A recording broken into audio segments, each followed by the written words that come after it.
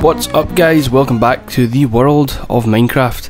Today I'm going to show you my mob trap that I've been working on. I just wanted to go and collect this stuff. I'm actually going to redo some of this, probably next episode or maybe this episode, depending on how things go. I don't really have a plan for this episode as I usually do, but now I suddenly can't hear the game.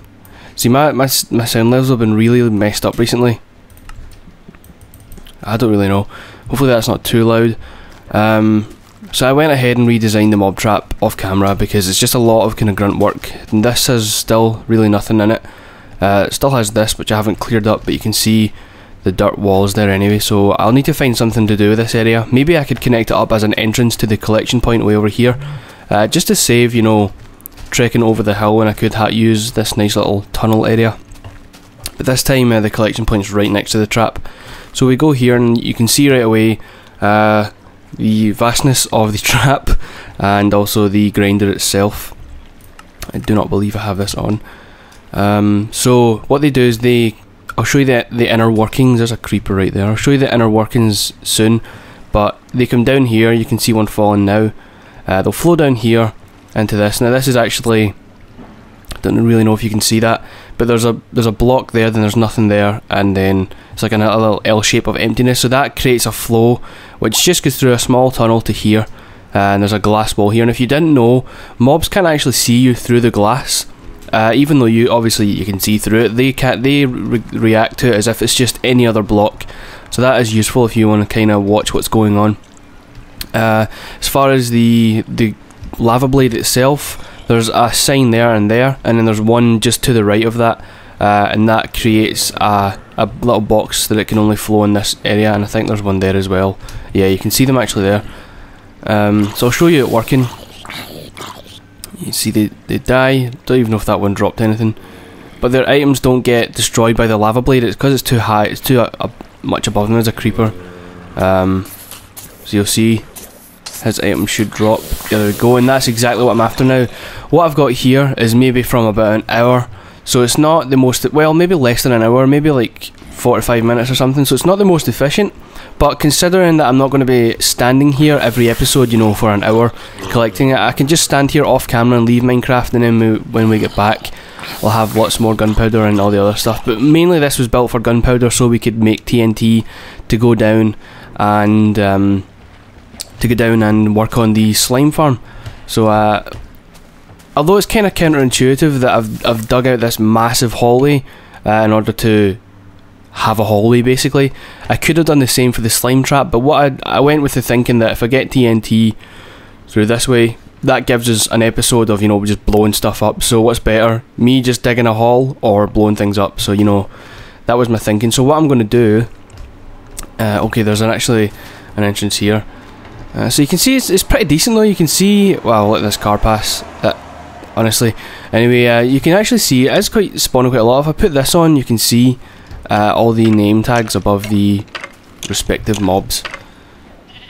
See, now that I can see so many, I feel bad for turning it off for a second so that I can show you the inner workings. What I might do is add piston lighting. So by the switch of a button, pistons will put like a glowstone block out or something, or reveal a torch, and that way we can light it up so we can go in and out if we ever need to do any maintenance work.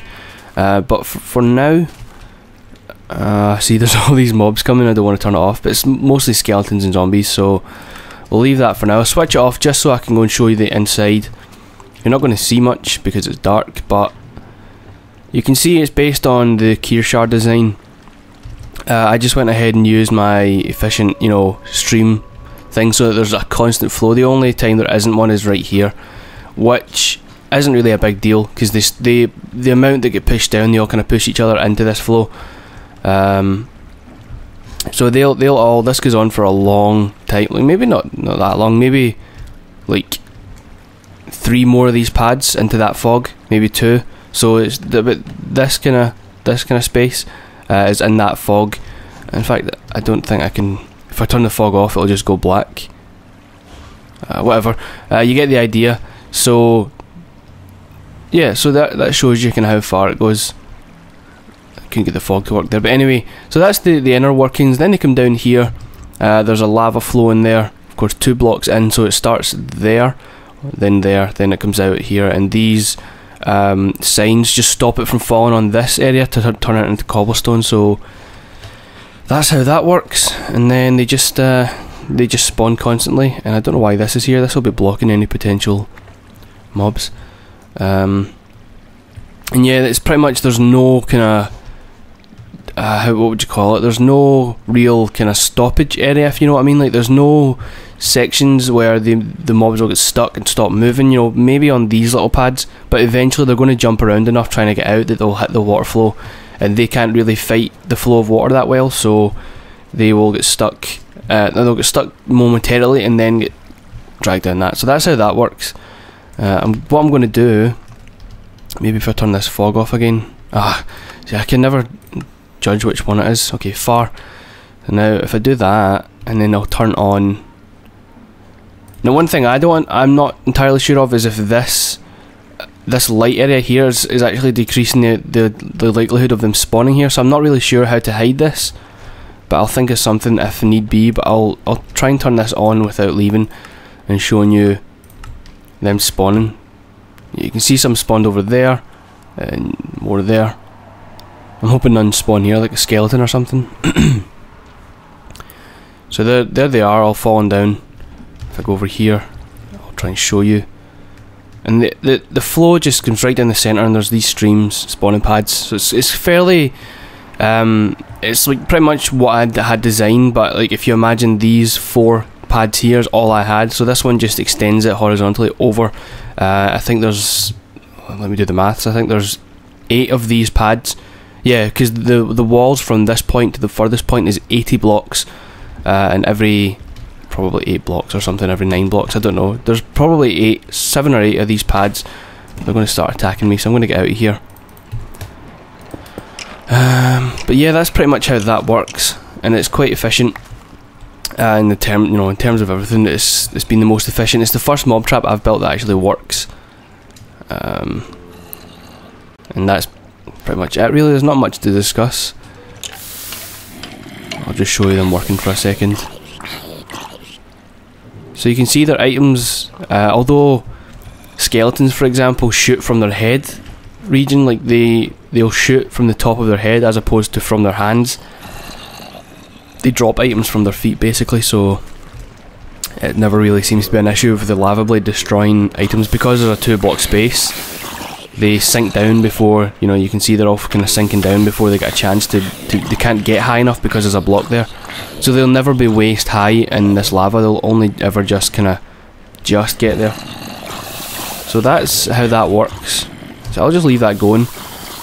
And the beauty of this being 80 long is like the minimum or the maximum distance you want to be from your mob trap in order to get it to spawn is 80 blocks.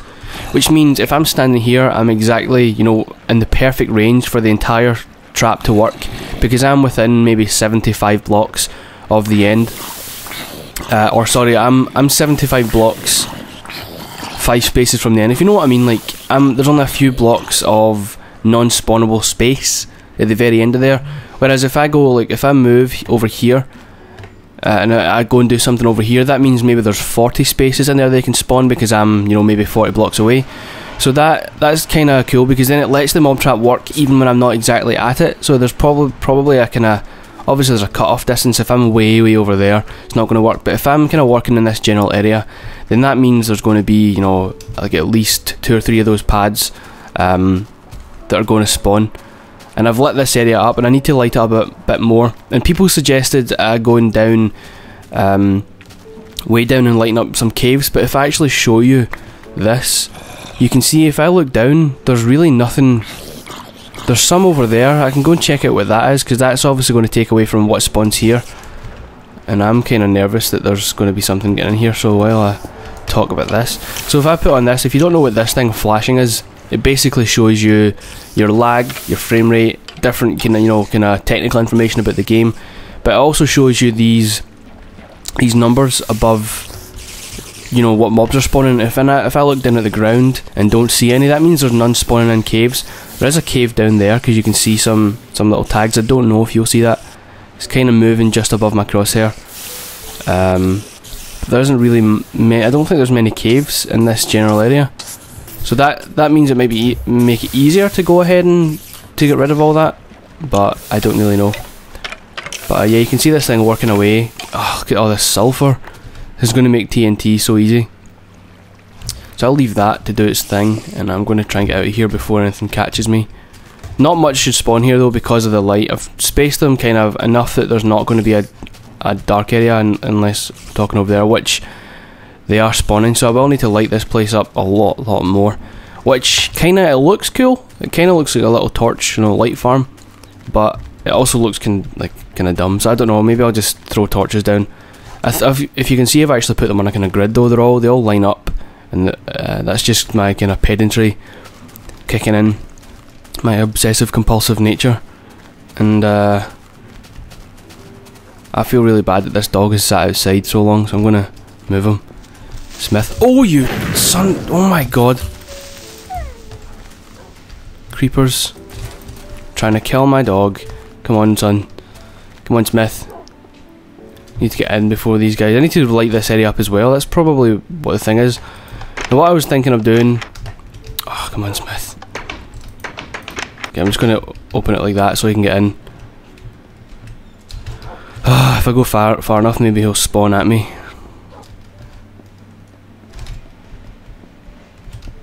There we go. You stay there for now. What I was thinking of doing is, let me go and sleep first so that I can talk about this. Oh, hello, Slippers. Wonder if you guys can still remember all the dogs. If you can name the dogs in the comments, you win 10 sneaky points. You can name all of the dogs that I've got in this world. Or this area. You don't need to name Redstone and Phil, since we all know Redstone and Phil. Is that... There's just another wolf. I don't think I really want another wolf at this point. Not just now anyway, so we'll let him roam around. There's another one. I'm going to work on this next episode, but yeah. What I was thinking of doing actually, just as a little kind of fun project, is maybe like right here or over there or something, just putting a switch which will activate a bunch of pistons underground, which push up either a pumpkin or a glowstone block. That creeper's trying to steal my reeds. You're trying to steal my reeds. I'm going to take him out. He's going to try and take all my sugar. You're trying to take sugar out of my life. Come on. Yeah, don't explode on me, son. Hello. Which reminds me, I should go and get some pork and heal that poor dog that got blew up on by a creeper. Come on. I could go fit in. Can you feed them raw fish? Oh wow, I didn't even fix this. Do I have dirt? Oh wow, I'll have 3.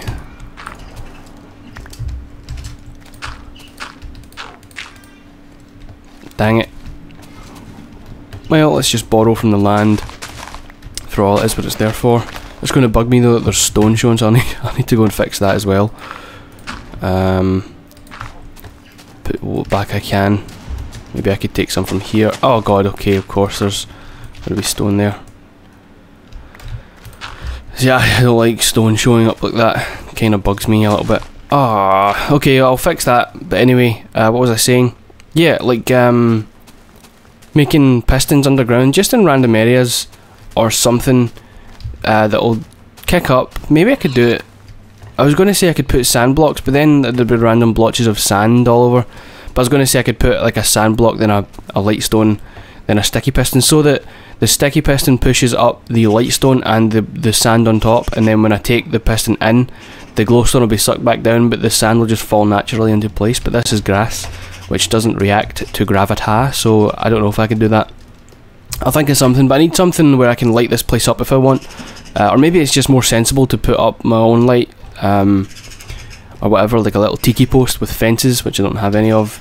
But you can light those up, and there's a really annoying bird outside chirping at my window.